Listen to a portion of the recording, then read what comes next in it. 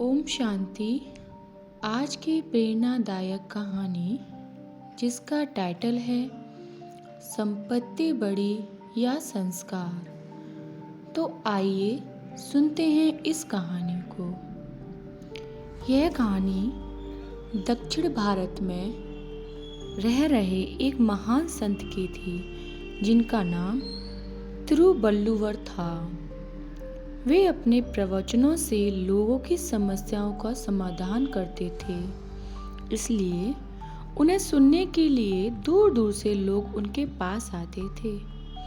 एक बार वह एक नगर में पहुंचे। उन्हें उनके प्रवचन को सुनने के पश्चात एक सेठ ने हाथ जोड़कर निराशा का भाव लिखते हुए कहा, गुरुवर, मैंने पाई पाई जोड़कर अपने इकलौते पुत्र के लिए अथाह धन संपत्ति एकत्रित की है, मगर वह मेरी इस गाढ़े पसीने की कमाई को भी बहुत बेदर्दी के साथ बुरे व्यसनों में लुटा रहा है। मैं बहुत उलझन में हूँ। पता नहीं भगवान किस अपराध के कारण मेरे साथ यह अन्याय कर रहा है।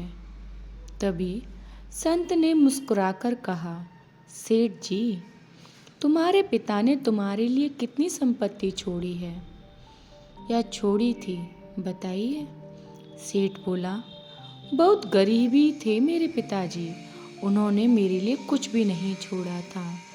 संत ने कहा, तुम्हारे पिता ने तुम्हारे लिए कुछ भी नहीं छोड़ा, इसके बावजूद तुम इतने धनवान हो गए, लेकिन अब तुम इतना धन जमा करने के बावजूद तुम यह समझ रहे हो कि तुम्हारा बेटा तुम्हारे बाद गरीबी के दिन काटेगा।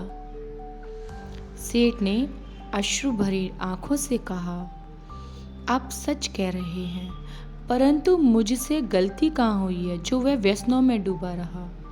संत ने कहा, तुम यह समझकर धन कमाने में लगे रहे कि अपनी संतान के लिए दौलत का अंबार लगा देना ही एक पिता का कर्तव्य है। इस चक्कर में तुमने अपने बेटे की पढ़ाई और संस्कारों के विकास पर ध्यान ही नहीं दिया। माता पिता का पुत्र के प्रति प्रथम कर्तव्य यही है कि वह उससे पहले पंक्ति में बैठने योग्य बना दे। बाकी तो सब कुछ अपनी योग्यता के बलबूते पर वह हासिल ही कर लेता है। संत की वाणी से सेठ की आंखें खुल गईं और उसने सिर्फ धन को महत्व ना देकर अपने बेटे को सही रास्ते पर लाने के लिए उसे अच्छे अच्छे संस्कार देने का निर्णय किया। कहते हैं ना, बच्चों को उनके पसंद के खिलौने नहीं दिए तो थोड़ी देर रोएंगे, लेकिन अगर अच्छे संस्कार नहीं दिए तो बाद में वो जीवन भर रोएंगे। इसलिए अपने बच्चों को अच्छे संस्कार दीजिए, क्योंकि अच्छे संस्कार से ही अच्छा संसार यानी जीवन बनेगा। अच्छा जी, ओम शांति। सदैव प्रसन्न रहिए। जो प्राप्त है वो पर्याप्त है। नित्य याद करो शिव परमात्मा को।